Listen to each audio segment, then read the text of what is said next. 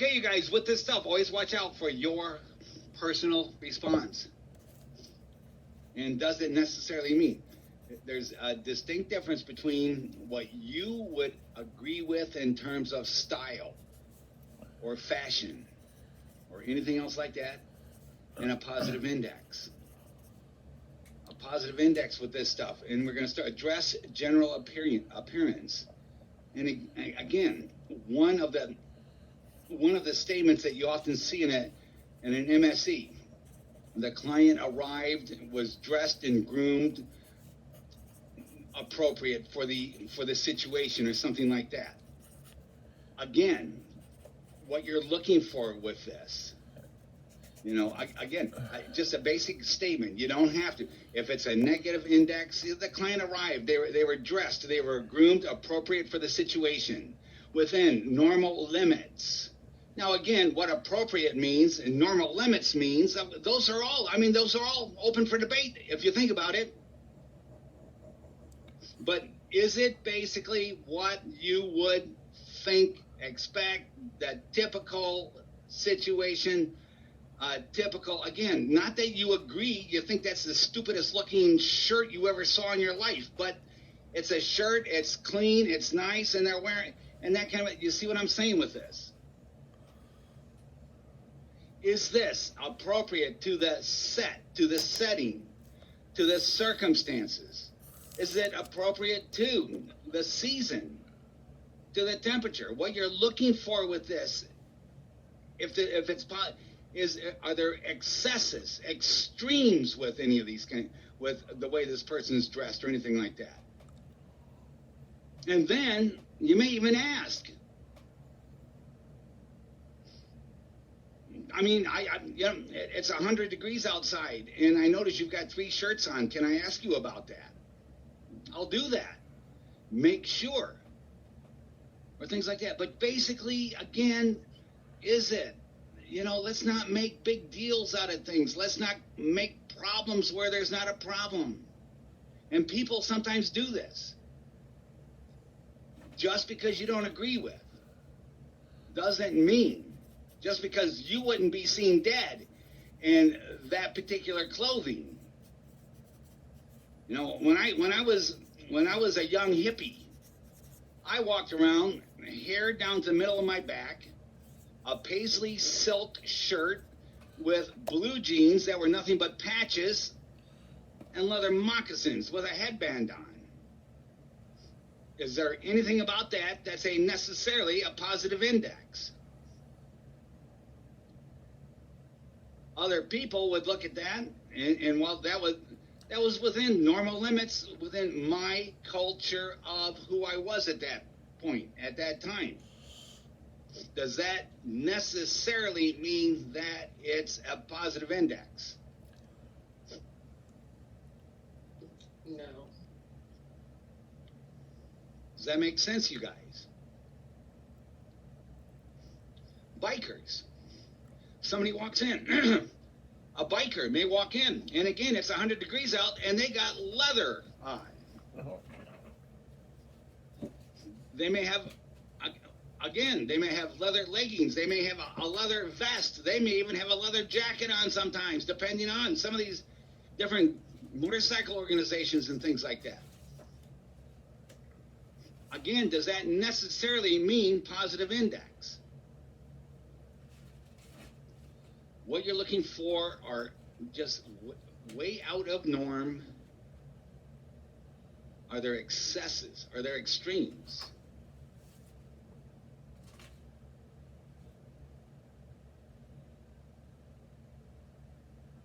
Does that make sense? Do you see what I'm saying with this? Is this basically within normal limits? Not that you agree. I wouldn't be seen dead dressed. Go to in this day and age with COVID, go to the mall. See what some of these kids are wearing. And I often think that I see what a 17, 18, 19, 21, 22-year-old kid is wearing nowadays.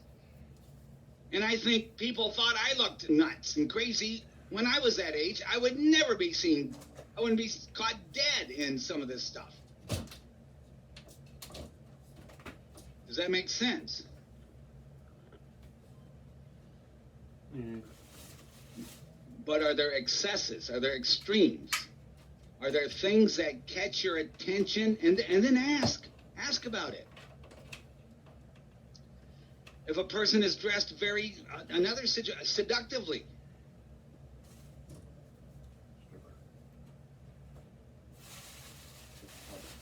is that maybe very seductive? Dressed very, is that possibly a positive? Maybe it's not either. I don't know. It depends on so many factors in the moment with that person. And it is okay to check it out. Does that make sense, you guys? Am I getting my point? And again, not only the clothing, but accoutrements.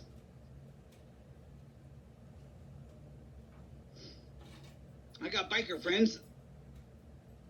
They got 10 pounds of rings on every finger in their hand, and things like that. I wouldn't. I don't know how they could even use their hand. They got so many rings and stuff like that. I wouldn't. But does that mean it's necessarily a positive index? Does that make sense? Yeah.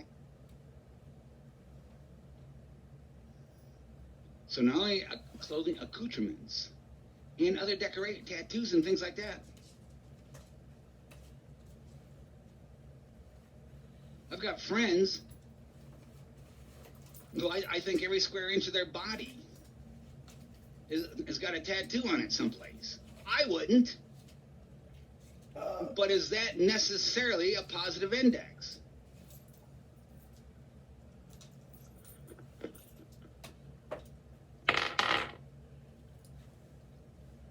You have to make that, and you have to make that decision in the moment with, in this particular, in the context of this here and now, in the moment with this client, is this a positive or a negative index? Another thing, if the client, if they are clothing, accoutrements, and they're appropriate, they're within normal limits, within the expectations of the setting, things like that. Make a statement. Yeah, they're appropriate for setting or something. You don't have to go in and tell us what they were wearing. Don't clutter up that report with a bunch of unnecessary stuff.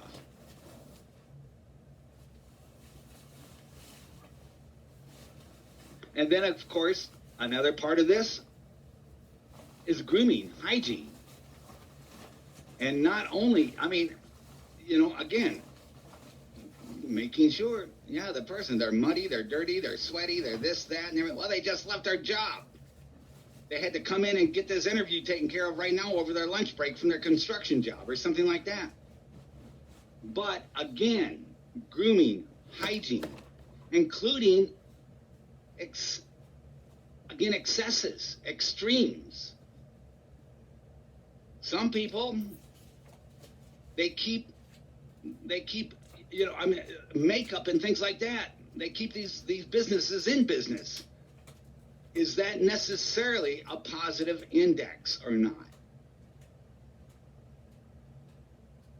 You're presented with a lot of judgment calls with this, not judging the person, but judging whether or not it's a positive or a negative index. Does that make sense?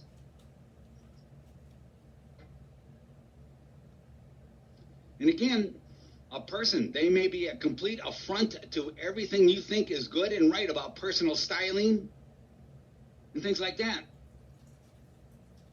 But does that necessarily mean it's a positive index?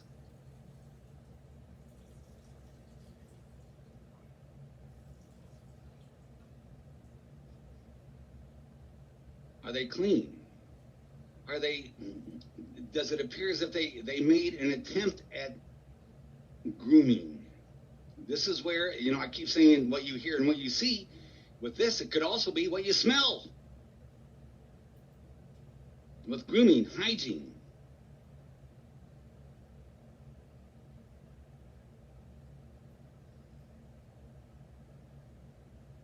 Anything like that. You see what I'm saying with this stuff, you guys?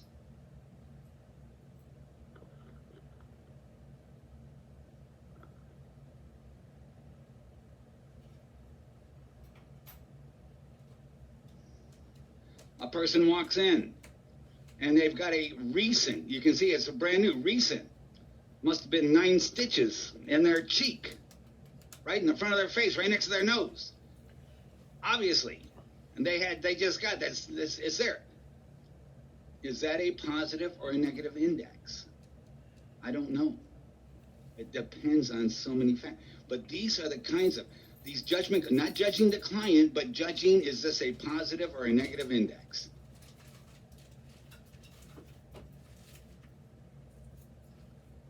Does this make sense? Do you see what I'm saying with this? And again, it could also include extremes, very excessive extremes with some of this stuff. And there is no problem with asking a question about that. It's better to ask a question and know for sure than to speculate and inadvertently. And with positive and negative. Saying things that aren't necessary is not good, but not saying things that may be necessary, that's not good either. It's an important decision about this, positive or negative.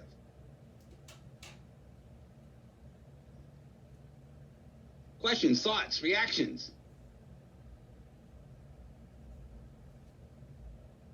What if questions? Yeah, but questions, anything.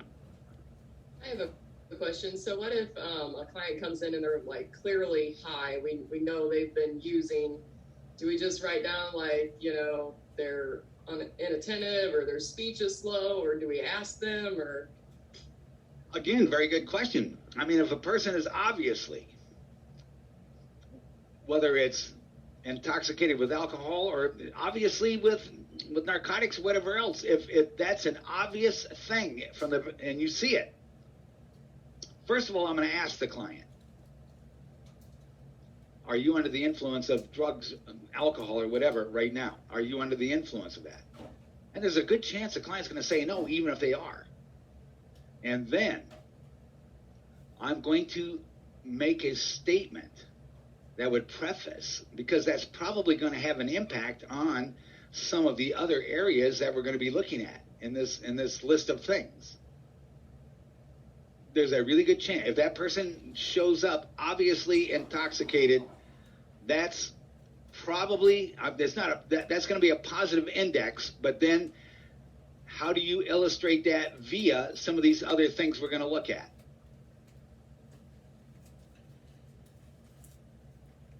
But yes, that would be a positive index. Does that make sense? Can a person, though, you got to be careful with this again, though. Number one, if the person is too intoxicated, you may have to reschedule or something like that. They're too intoxicated to be able to, right now, be a part of this activity, number one. Number two, ask. And even if they deny, and there's a good chance they will. They may say, yeah, I am. I had a few before I got here. I was really nervous or something. You know, it's okay to ask about those things. Yes, Nicholas. So like if we have somebody that's coming in that's saying like,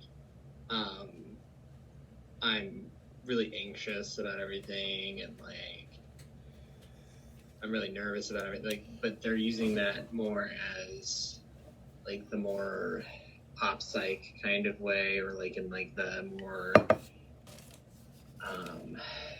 like the way that people would traditionally use it, not the way that like we use it. And we're not seeing like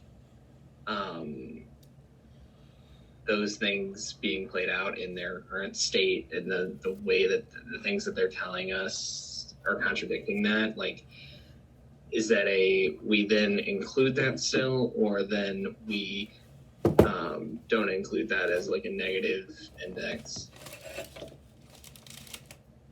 If I hear what you're saying, they're reporting this stuff, but it's not fitting what you would expect under the circumstances? Yeah. Well, again, is it representing either state or trait right now, something about their mental status that will help us better understand who this person is in this event? Then you might, yeah, that may be a positive index. How about this? A person is under the influence of a substance, and to cover that, they report. And there's so many different possible things. You know, they're fidgety, they're this, they're that, and all this other stuff. The next thing we're going to look at is motor, general behavioral indications. And we're noticing very fidgety. They're moving around, they're this, they're that, and everything else. We're noticing the eye contact and all this other kind of stuff. They're denying use, but again, maybe they're just that very nervous, maybe not. Maybe they're trying to, and maybe they're saying, I'm this nervous, I'm really upset and nervous about this, and they're using that to cover up the fact that these motor indications are the result of intoxication.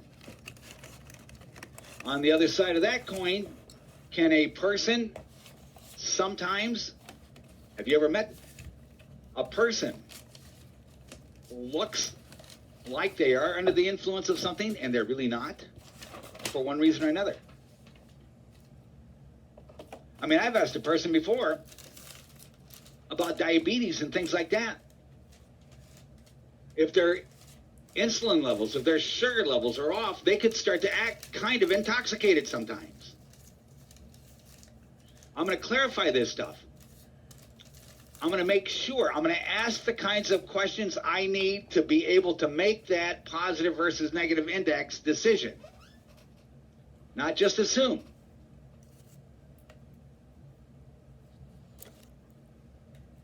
Does that make sense? And I don't know if I answered your question or not, Nick. Did I answer your question? I think so. Okay, anybody else? Any other questions with this? And again, it's okay to ask. I don't care what. Once again, it's an intake interview. It's a counseling session. It's whatever it is. It doesn't mean that it's going to go into the reporting. It's okay to ask and make sure you understand as well as you can, and a way to make as good of a decision as you can. Is this a positive or a negative index for this mental status report?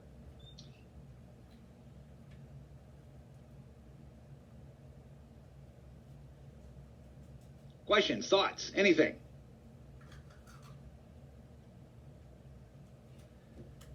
The next area, motor, general behavioral indications.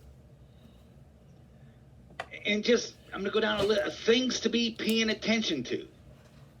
And again, sometimes another thing to remember is changes. If there are abrupt or major changes in some of these indications in the course of whatever the clinical activity is. Again, you're not doing a mental status exam. You're doing something else while you're collecting this mental status stuff. Are you noticing major changes? Hey, eye contact. Eye contact postures. Changes in eye contact. Again,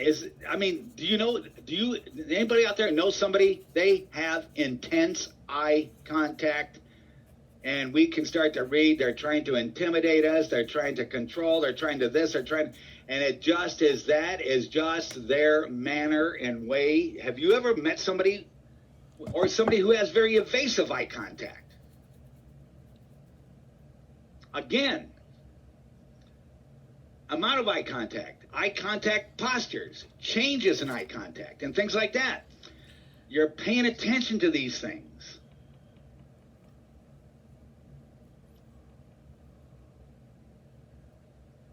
Posture, gait. You know what I often do?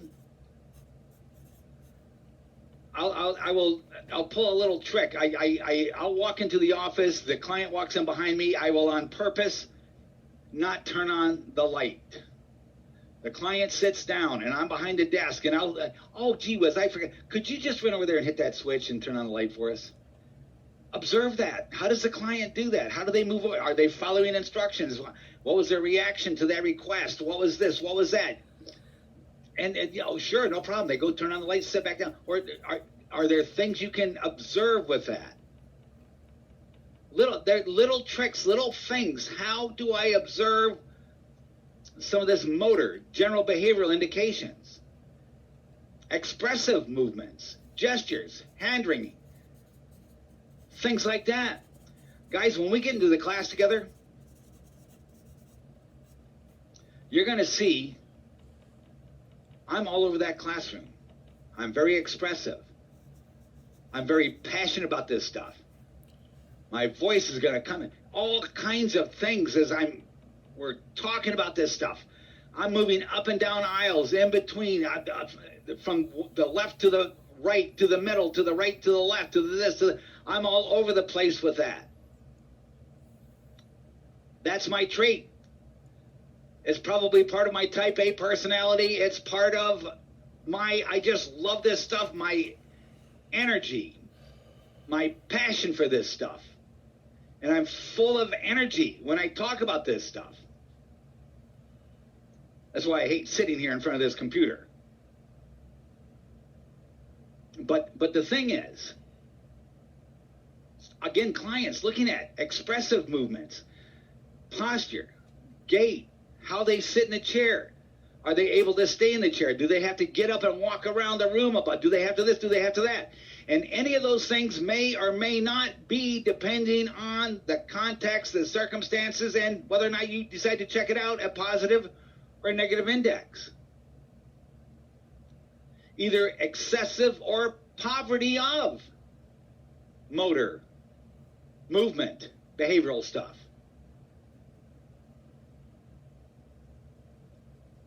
Spontaneous movements.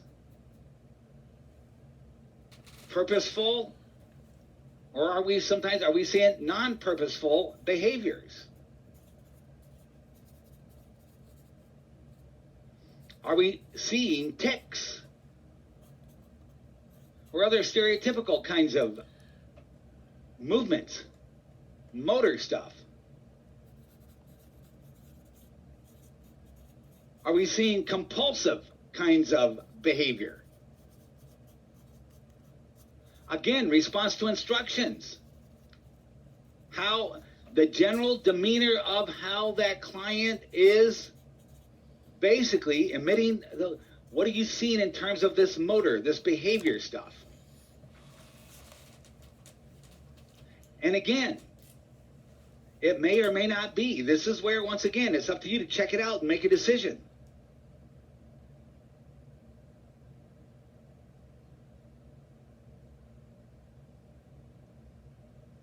Sometimes with my broken back, my car accident, if you remember, from my back's broken in 3 places, I'm in constant pain. And sometimes I can be sitting in a way that would not look typically within limits or anything else the way you would expect somebody to be sitting in a chair in a meeting or something like that. And I'm sitting in a way that I'm trying to have as little pain as possible right now. Is that a mental status thing, or is that I'm trying to reduce the amount of discomfort and pain I'm in right now? Check it out. Look at this stuff.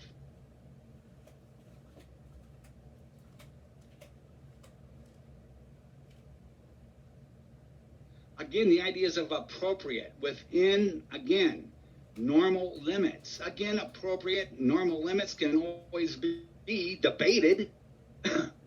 But this is a part of your judgment with that. Does that make sense? And when we review these interviews, we're going to see examples of these things and talk about it.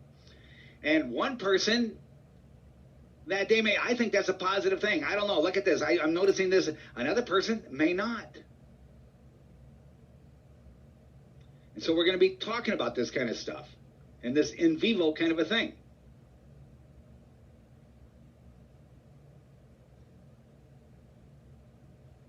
Again, changes, sudden, abrupt changes in any of these kinds of things.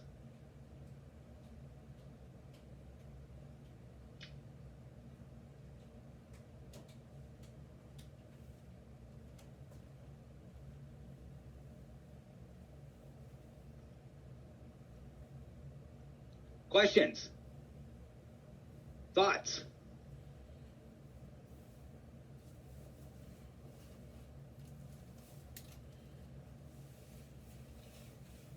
Your ability to be in the moment. And again, you're multitasking. You're asking the client about their family history, their drug use history, their educational history. You need that information. You need to be paying attention to all that. They're answering questions about that stuff. You need to be paying attention to that while you're also paying attention to and making decisions about this mental status stuff at the same time. Yes, sir. Nicholas. While you were talking, I was thinking about this. So there was this one instance where when I was working with this person, they had me and two other people in because as their counselor, essentially, because they had they qualified for two separate departments, and so those two separate departments were also working with them. And one of the things that I think, like, I probably wouldn't put it in like this terms at the time that this happened, but like it was a positive index thing where like this person had told us three very different stories about a particular problem that we like. It was almost as if they were like we all had like different pieces of the complete story, but we also had different contradicting pieces of that complete story of what was going on here. So we all had different understanding as of how to help them. Right. And okay. it caused a lot of problems with, I was telling them to do something and then another person was telling them to do the exact opposite of what I was doing because they had told us, like, and so when we got together and like worked on this, like we developed a way to be consistent between the three of us so that this person wasn't getting three different sets of instructions that were contradicting one another. Okay, three cool. different. So I have a question for you. Did you three worker withers, were these three separate observation events, or did you all three see the same stuff and have different interpretations of the same observation event? separate. Okay, so that means something, doesn't it? And now, whether or not that necessarily means mental status, it might or it might not. But there was a mental status happening in three different observation settings by three different people. And that could have some implications. I mean, was that an issue of you and your colleagues misinterpreting things, or was it an issue of you and your two other colleagues being presented with entirely different kinds of information in the first place? That second one that you just said. Yeah, and that could mean something, and that could be something that needs checked into. Now, whether or not that's a positive index for the event as you or your second or your third colleague as they were involved in their and yours observation event, whether or not there was a positive index within that specific event may not be. But there's certainly, this would be something, and probably beyond the necessary scope of the mental status exam. Yeah, that's something to be checked into.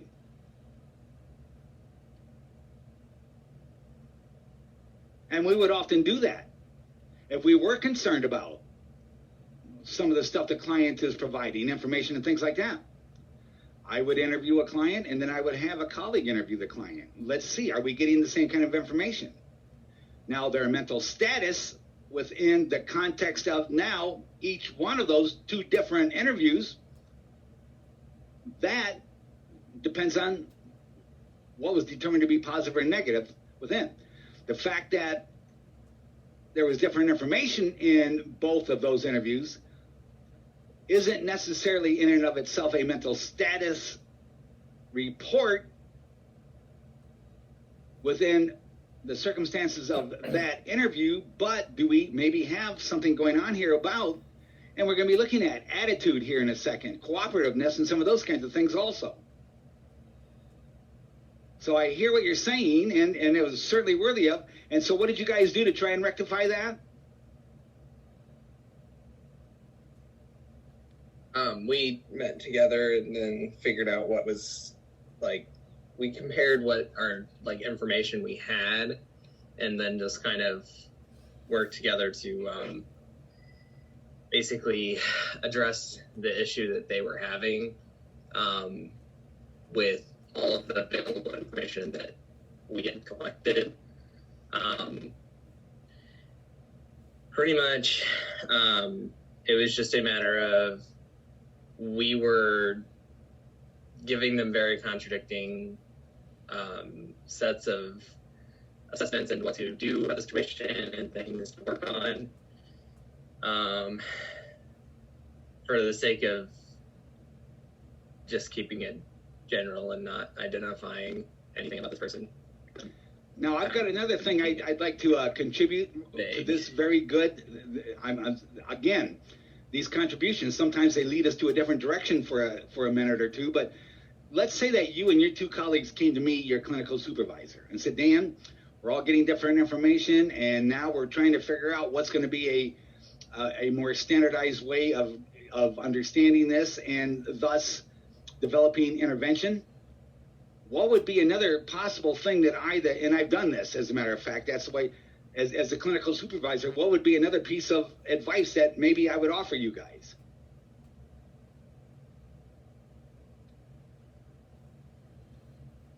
All three of you meet with him together and put it out there, not in a confrontation, we're catching you lying, we think you're full of shit or something like that kind of a way, but hey, you know, we've all three met with you on this issue. We've all three got different takes on this issue. And as a way to be able to have the best possible continuity of care and working together to help you, we decided, let's make sure we've got some questions.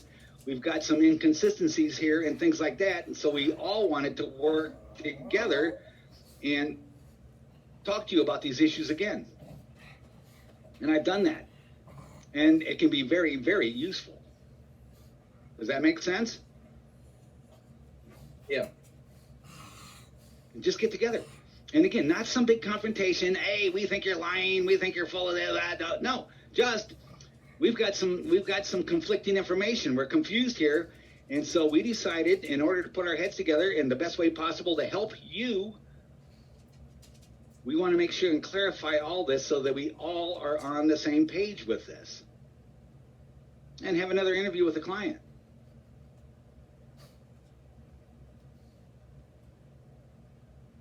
Thank you for that question. And again, there's lots of what ifs kinds of things that can occur. I mean, you think about anything that can happen, and it probably has happened in the course of any of these clinical interactions, one way or another. Right now, what we're talking about is what you would include. Each one of you, for example, let's say this. When you met with that guy and you got your story, you would rate the mental status of that interview based on what you observed, heard, got then.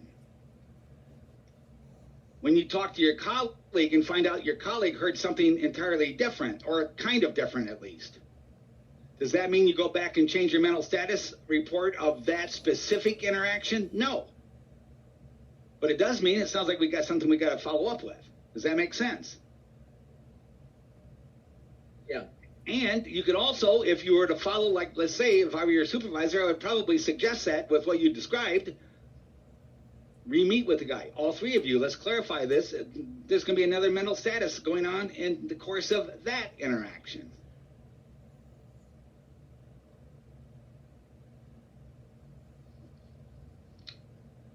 Thoughts, questions?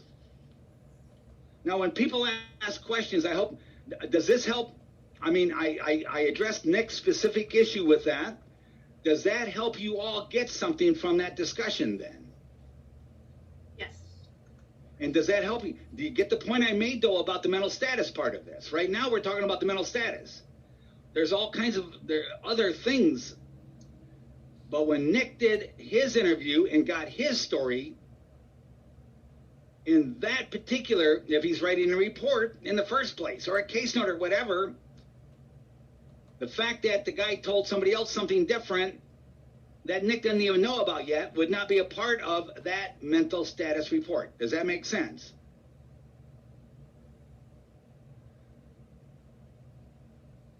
Yeah. Another thing with body nonverbals, motor, and things like that is the person conveying aggressive or intimidating kinds of body language, motor, movement, behaviors, or things like that.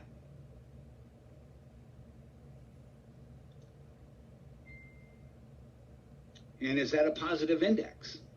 Very possibly could be. Yes, Jenna. I see Jenna. What about like someone that is maybe like nodding out or falling asleep? Definitely. Nodding out, falling asleep, that would probably be a positive index. I was just thinking about when I was an outpatient at Gateway, it was a group session, and there was a guy that was kept falling asleep, and our counselor like kind of called him out in front of everybody, which I thought was, I don't know, kind of like discouraging to that person, like embarrassing, and made him leave. Like, what would you do in that situation? You know what? First of all, I'm going to, if I'm the supervisor of that counselor, me and that counselor are going to have a discussion. We are going to be talking about group therapy. As a matter of fact, I just finished the whole thing with group therapy with your second year predecessors. And no, you don't do that kind of a thing. Right. I didn't agree with that at all. Like I said, I thought that was not the right way to handle it. If anything, he could have taken him out, and had a one-on-one with him, or something like that. Certainly. And you know what I do? And here's another thing. And we're going to talk much more about this, group therapy and stuff. If I got a person in a group therapy session, they're nodding out or falling asleep or something like that, if they're not interfering with anybody else, I may let that just continue and then talk to them afterwards. If a person's nodding out, if a person's falling asleep, I've had it before. They started snoring in the middle of a group. Well, yeah, we got to do something about that. But am I going to then attack that person in front of everybody else? No, there are right ways and wrong ways to do that kind of a thing. And again, we are going to have a very lengthy discussion on the good and the bad, the right and the wrong of doing group therapy. And your specific example, the group therapy thing kind of fell into place with that. Now, how about this? The person's nodding out, the person's falling asleep. And again, whether it's in group therapy or in that, here we are, this intake interview or whatever else, that's probably going to be a positive index, but it could also be, does that necessarily mean that that's a bad attitude or that they're under the influence of drugs? How about this? It's a 9 o'clock in the morning appointment, and that person just worked a shift and a half. They started working at 6 o'clock last night and got off work at 7 o'clock this morning at their factory. You never know. This is where, once again, checking all this kind of stuff out. That was my thought too. I mean, it could have been a number of things, Yes. other than just being under the influence. He could have felt comfortable in the class and just, was tired. I mean. And another thing, and we're going to be talking about this with group therapy. Like I said, one of the saddest things when we start our group therapy discussion, one of the saddest things I've ever seen happen with a group therapy is when the group is over and two people walk out of that group, and I hear them saying to each other, well, there goes an hour and a half of my life I'll never get back. And very often, why did that just happen? And maybe the person's falling asleep because the person running the group therapy is doing a very bad job running group therapy. And it's just not good group therapy, and this person's bored to death. There's all these things have to be considered, and we're going to be talking about that with group therapy stuff. We're going to be having a very energetic discussion about group therapy. And so, yeah, and it could be that they're high. It could be that they got a bad attitude. It could be that this is their passive-aggressive resistance. It could be lots of things.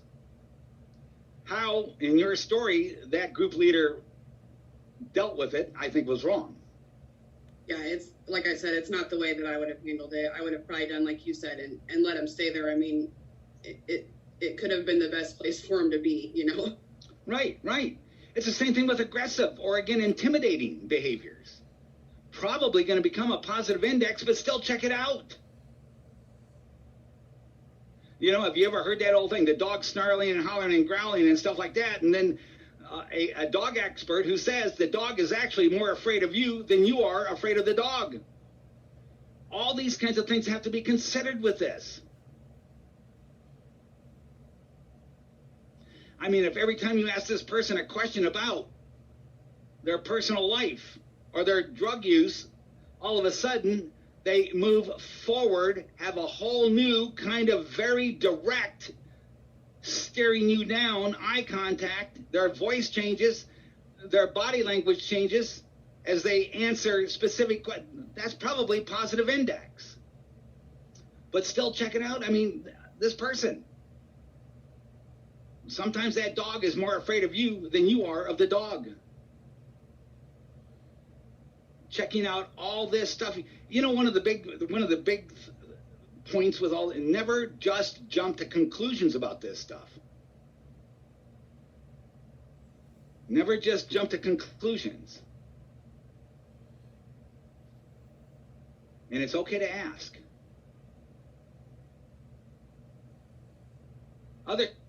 And thank you for that. Yeah, we kind of trailed off for a second with group therapy. Good, that's fine, good. Any other questions about this as we're going through these different areas?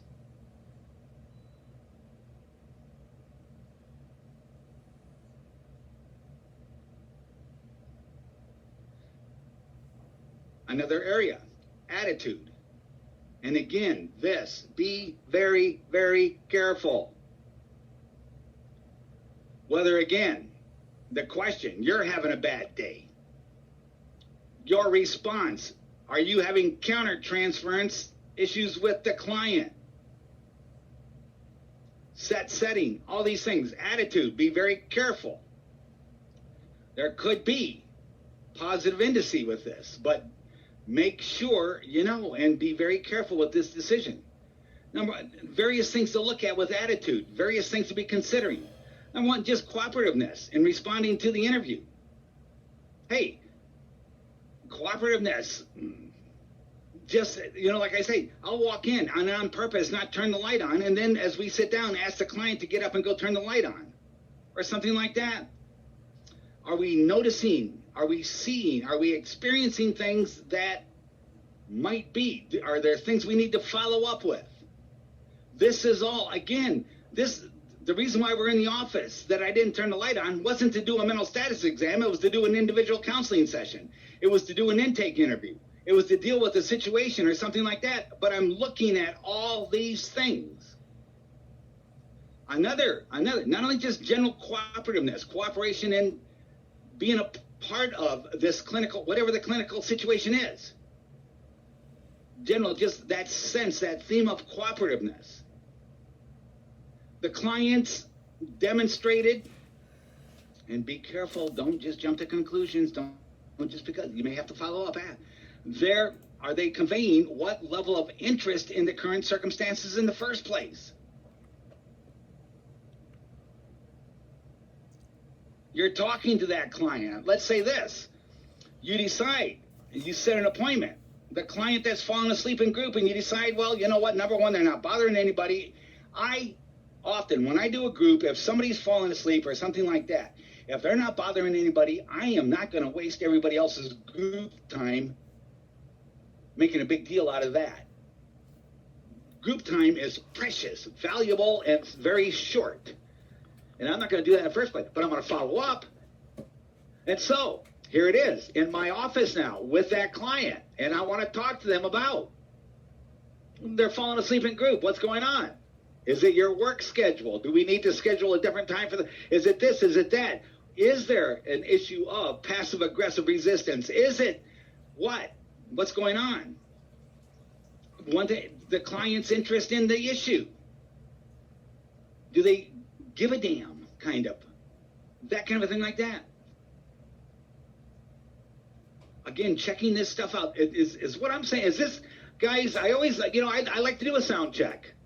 This is a very important discussion. We're looking at all these different issues. Is what I'm talking about. Is it making sense? Is it falling into a bigger picture place, scheme of things? All these things that you're looking at, thinking about. Yes. And again, this guy's not in my office right now to do a mental status exam. The guy's in my office right now so we can talk about why he's falling asleep in group. Or whatever the clinical purpose is for the current interaction. Does that make sense? Do you guys see what I'm saying? Is this fitting? Is it making sense to you guys? Yes, it is. And again, client interest in the current situation, the circumstances, the reason for it. Is there a sense of indifference? Don't care. I'm not interested in that. I don't, or whatever. And again, checking that out.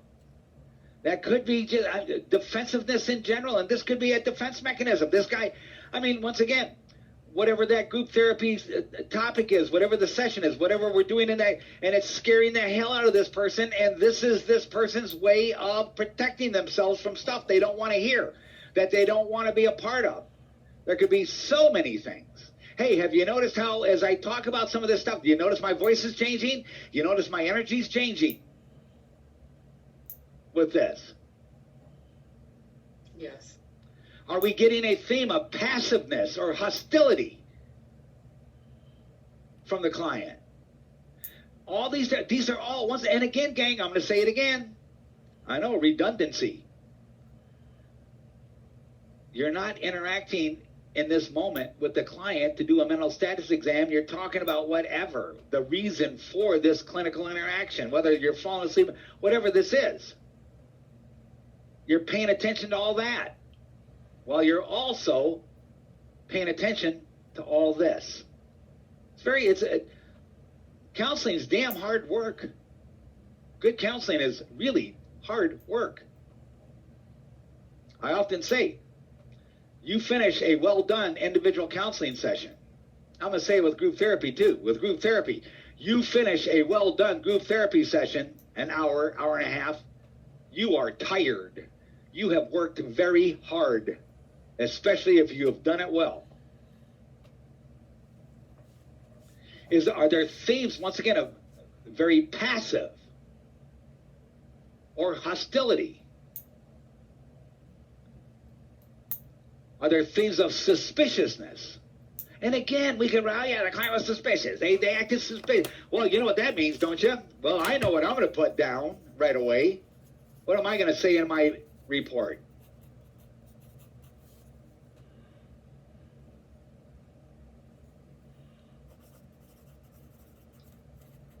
Anybody got a response to what I just did? What I just wrote down?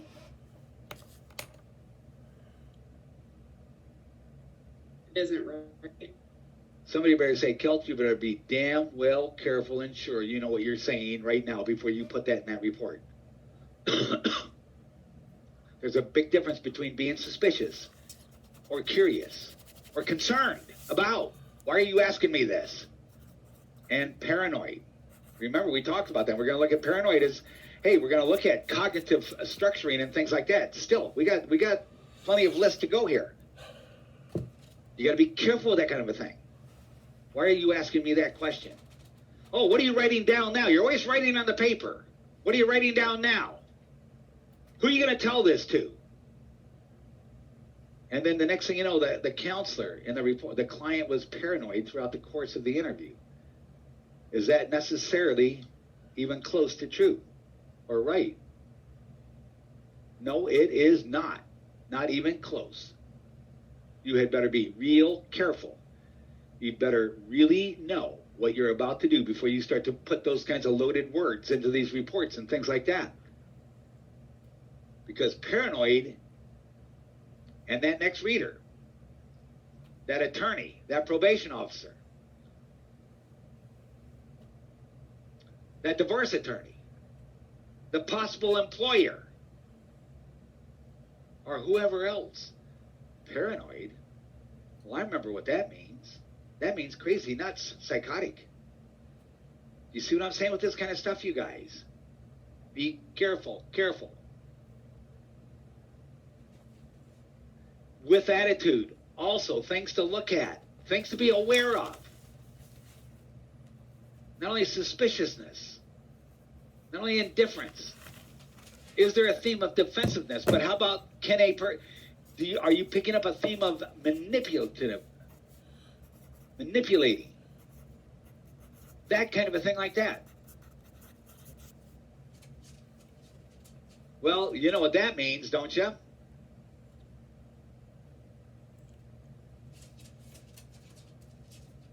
Oh, the client's narcissistic. That's what that means.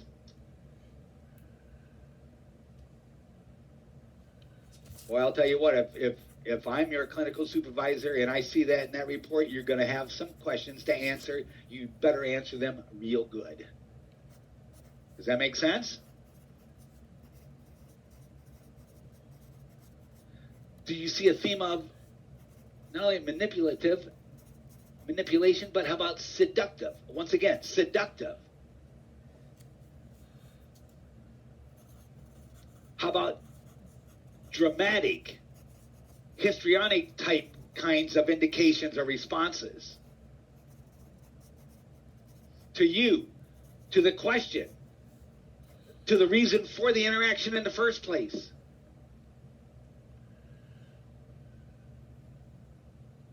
Do we see a sense of, do we feel a theme of, a sense of dependence on the clinician for feedback responses? They're constantly checking. Did I say the right thing? Did I say the right? Is this what I should be saying? Am I saying the right thing? Things like that. All these different little things to pay attention to. They, or a combination of them, or when they're happening. And always be, don't forget, also, always be looking at, paying attention to changes in these indications in the course of the interaction. Move from cooperative, friendly, to almost, again, aggressive, or indifference, or suspicious, or passive, hostile, whatever. Are we seeing changes in this?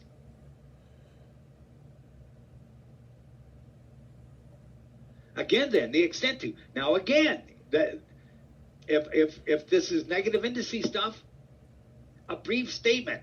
Yeah, if it's a negative index thing, attitude, or whatever else we're talking about, I will mention, yeah, the client was cooperative throughout the course of the interview. They responded to questions in an appropriate manner and sought out clarification when indicated. There you go. That's a negative index statement. Did you hear what I just said? Why would I include that? That way the reader knows I looked at that stuff at least in the first place. Does that make sense? But that would be an example of a negative index. Yeah, they were cooperative. They responded to questions appropriately. They asked for clarification. Everything was fine.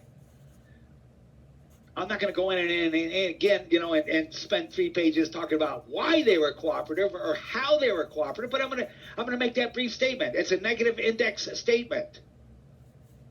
Why am I even going to burden the report with that? That way the reader knows I looked at that stuff. Does that make sense? And do you get how what I just said would be a negative index statement? Let me hear from people with this.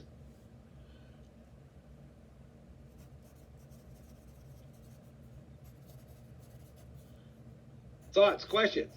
Do you see how that was a negative index statement? Test, check. Yes. Yeah, I see that. Yeah. It's important information to describe. And, yeah, everything was fine. However, I am going to say that and then leave it at that. Why say that? That way, the reader, I did attend to it. I did pay attention to it, and everything was fine. Does that make sense?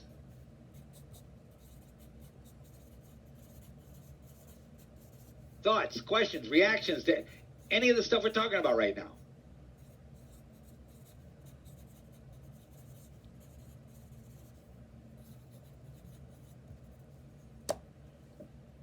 Okay, we're going to let this go today, guys. We're going to close our discussion now. Think about all this stuff. Practice this. You're watching TV. The things we're talking about, and what else we're going to practice. Do some little mini status exams on characters on TV. Don't drive people in your world crazy nuts. You can drive people nuts with this stuff too. But maybe, I mean, practice paying attention to all these different things we're talking about. And how you would notice that stuff. And what's your subjective feeling as you become aware of these things. So practice doing that. Just practice like characters on situation comedies or drama shows or movies or something like that. Thoughts, questions? Everybody cool? Yes, sir. Yeah. Yep. You all be well. Take care. Stay healthy. And wish me luck on my second shot. I hope by the time we get together, I hope I'm feeling okay Thursday morning. I'll see you Thursday morning. Okay. Good luck. Bye. Good luck. Be well.